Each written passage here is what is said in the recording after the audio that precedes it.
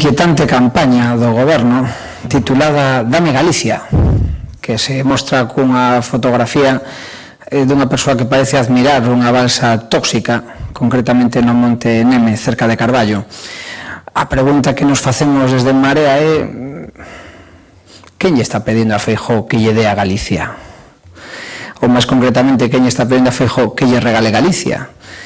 Tal vez son as multinacionais eólicas, e por iso o Partido Popular decidiu anular un concurso que decían que era ilegal, pero que non o era, e que nos custou a todas e a todos varios millóns de euros, ademais de algo moito máis importante, que foi quedar fora da carreira polas enerxías renovables nun momento no que Galicia estaba sendo punteira.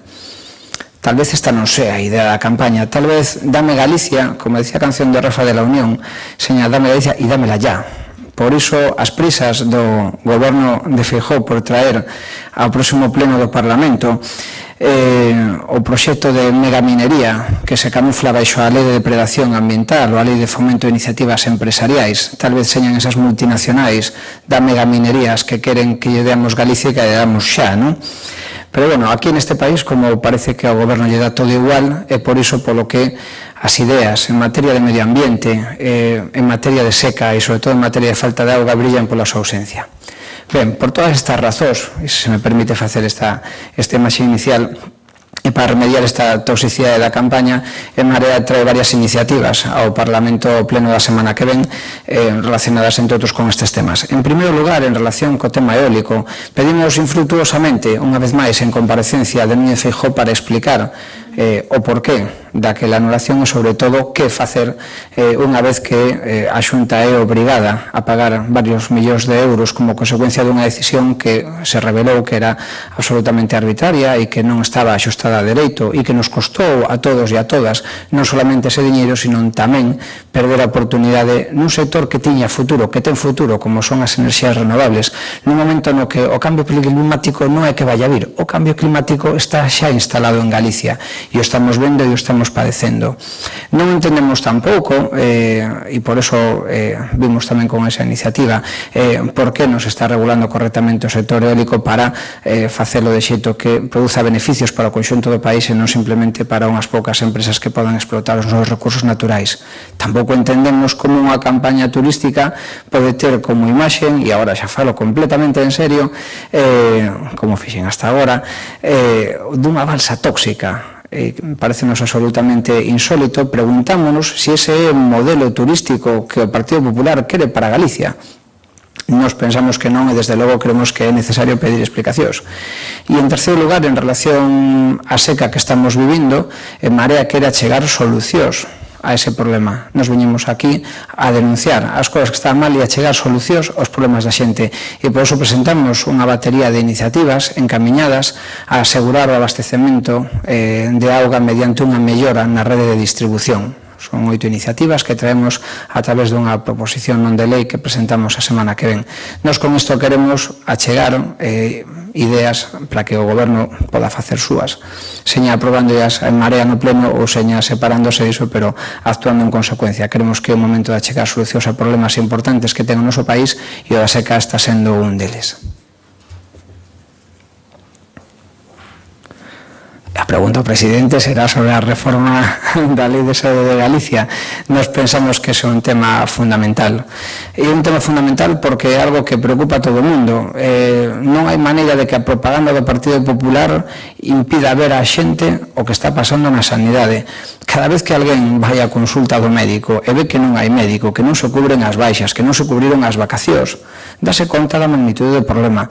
Cada vez que un vai ás especialidades se encontra con que nos hospitais como o de Burela, como o do Barco, como o de Monforte, como o do Sanés, se reducen especialidades, se dá conta do problema que hai na saúde pública.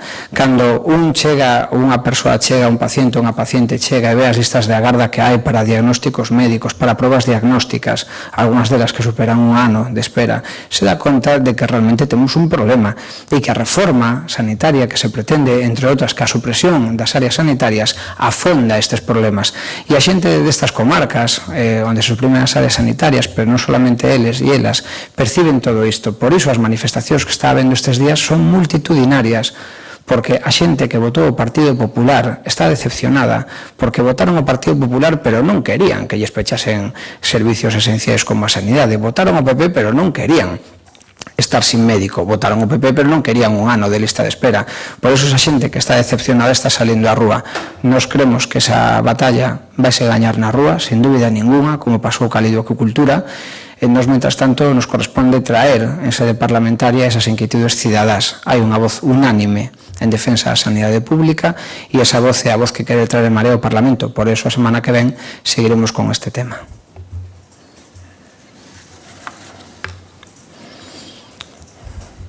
¿Se quieren formular alguna cuestión? Sí, estamos todos pendientes da comparecencia de Puigdemont a partir das 6 da tarde. Eu quería saber se a María le preocupa o que poda ocurrir tras esa comparecencia e as repercusións que poda ter en Galicia. Ben, en Marea está preocupada pola situación política, eso é evidente. Nós sempre postulamos unha solución dialogada a un conflito que tiña natureza política. Sempre postulamos que o diálogo era a mellor maneira, que as solucións para seren duradeiras tiñan que ser solucións pactadas.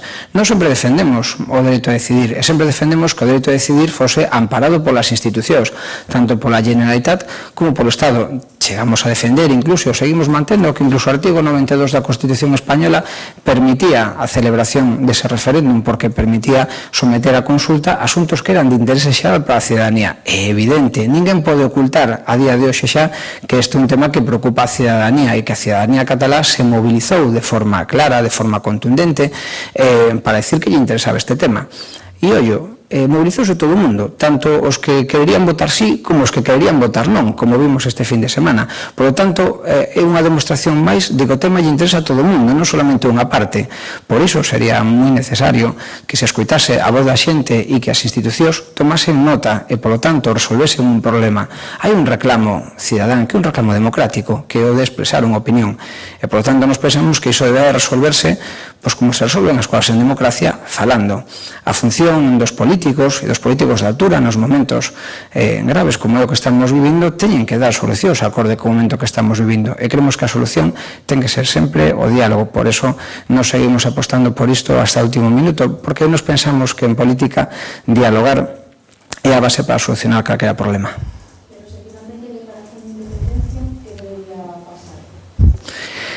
Nos pensamos que o que debe pasar é que debe seguirse dialogando para que iso non dea lugar a unha situación de encontro ou de confrontación. O Partido Popular está moi cómodo na confrontación. Eso lle impide, o sea, lle permite centrarse niso e non falar de outros problemas que nos interesan a todos e a todas. Nós estamos moi preocupados por este problema, evidentemente, pero onte vimos como a Fiscalía elevou a definitivas as súas peticións no caso Gürtel para condenar ao Partido Popular como partícipe a título lucrativo de toda a corrupción desa trama, de beneficiarse mediante o financiamento ilegal do seu propio partido, mediante os sobres con diñeiro negro para os seus altos cargos, e, por lo tanto, nos pensamos que eso é algo que ao Partido Popular lle ven moi ben, esa confrontación para ocultar cousas que realmente siguen interesando a cidadanía, interesan moito a cidadanía e que, sin embargo, non están sendo hoxe obxecto de titulares e obxecto de conversacións e obxecto de tertulias, porque queda todo tapado por esa gran bandeira que a veces algúns utilizan para esconder as súas propias vergonzas. Nos creemos que debe de falarse de todos os problemas e particularmente en Galicia debese seguir falando dos problemas de Galicia. A semana pasada vimos un debate sobre o Estado da Nación onde o Partido Popular, Feijóo concretamente, utilizou tanto tempo falando do tema de Cataluña como tuvemos o resto de grupos para falar de todo.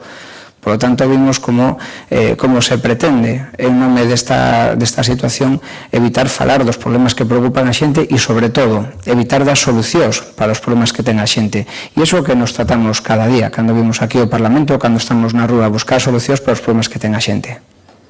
Sí, onte escoitamos a alcaldesa de Barcelona que se declarou contraria á declaración unilateral de independencia porque dixo que non se podían recoñecer os resultados do referéndum. Ese é un asunto que dentro do seu grupo suscitou certa controversia porque hai diputados que tamén entenden que non se poden recoñecer eses resultados. A mí gustaría saber cal é a súa opinión a este respecto logo de votar esa resolución do BNG, se realmente cree que esos resultados se ponen como válidos. A As resolucións que lle interesan en Marea son as resolucións que propón en Marea, e en Marea fixe unha proposta de resolución sobre este tema, unha proposta onde condenábamos a brutalidade policial, onde reclamábamos diálogo, onde reclamábamos unha solución negociada a un conflito político. Dixemos desde o primeiro momento que isto solamente se podía solucionar con diálogo, e seguimos insistindo, o diálogo é a vía de solucionar os problemas políticos. Por iso fixemos apostas continuadas para que isto fose así, para conciliar o dereito a decidir coa regulación dun referéndum con todas as garantías, para que todo o mundo pudese votar e pudese votar con tranquilidade. Hai unha pulsión social que é evidente en Cataluña, e é que a xente quere expresarse políticamente, pero se quere expresar todo o mundo, os que están a favor dunha opción e os que están a favor de outra opción. Incluso as empresas están expresando o seu dereito a decidir, están intervindo tamén no debate político mediante feitos simbólicos, como é o traslado do domicilio social dun lado a outro. Por lo tanto, sería moito máis útil, en vez de contar empresas ou en vez de contar manifestantes, contar votos, que é o propio das democracias. E, por lo tanto, en Marea apostou e aposta, e ese é o punto evidente que temos de encontro todas e todos que compoñemos o espacio político de Marea, en buscar unha solución que lle permita á cidadanía expresarse con normalidade.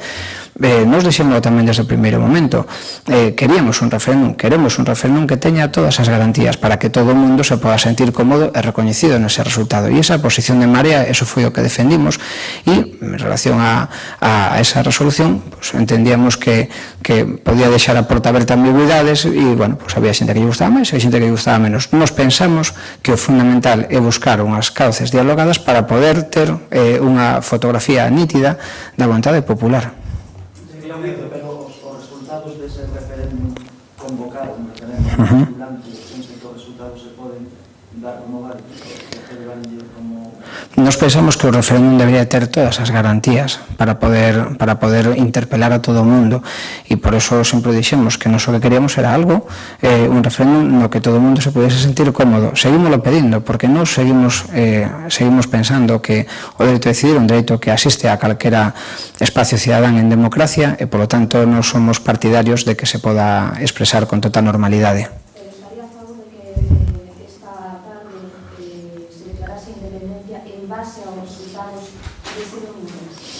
Nos o que preferiríamos sería que esta tarde se seguisen buscando vías de diálogo. Eso é o que nos preferiríamos. Sería un erro declarar facer a declaración unilateral de independencia? Non me corresponde a min definir tal cuestión como erro non. Esperaremos ao que faga esta tarde o presidente da Generalitat, se que vai facer algo en relación a este sentido. Nos pensamos que as solucións, para que señan duradeiras, teñen que ser solucións acordadas, e teñen que ser solucións onde todo o mundo se sinta representado nesa toma de decisión, este ou non de acordo, pero polo menos que se sinta representado.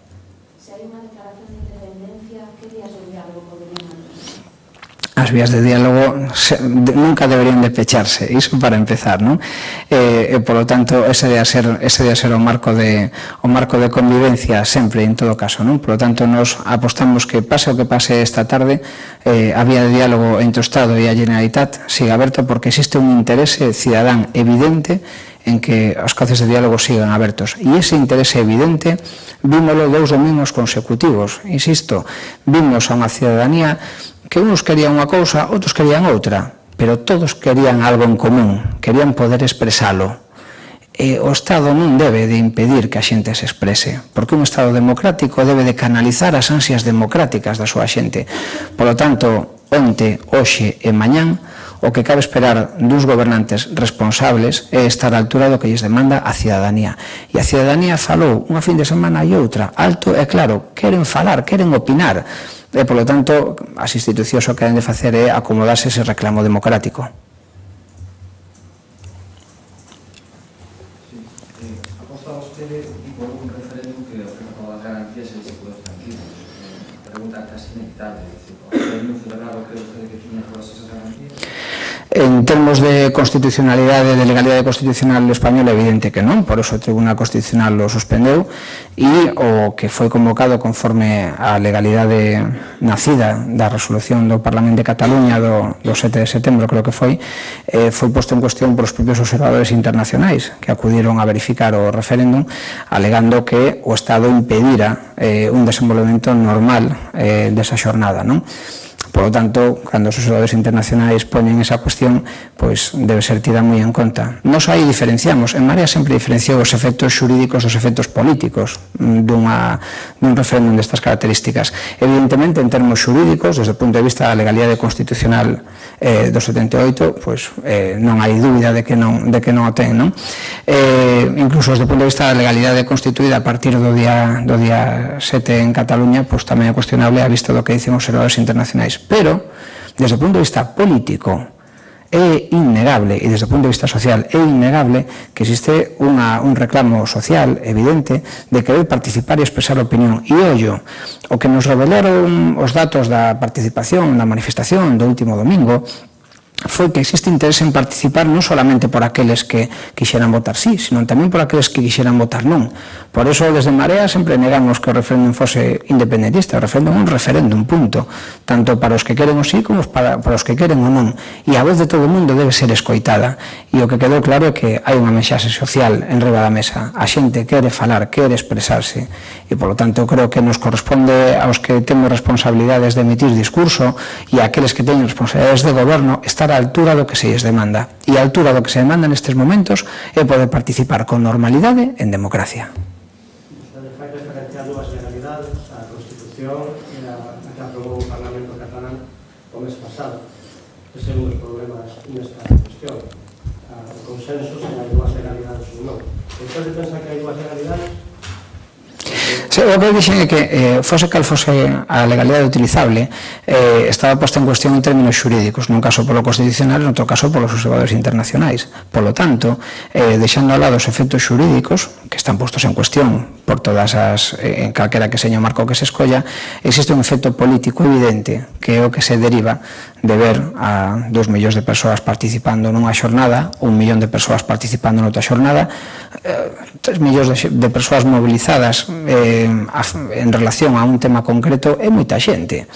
Non se debe de obviar a vontade de tanta xente. E aparte unha xente que son xente que pensa en sentido diverso, pero teñen algo en común.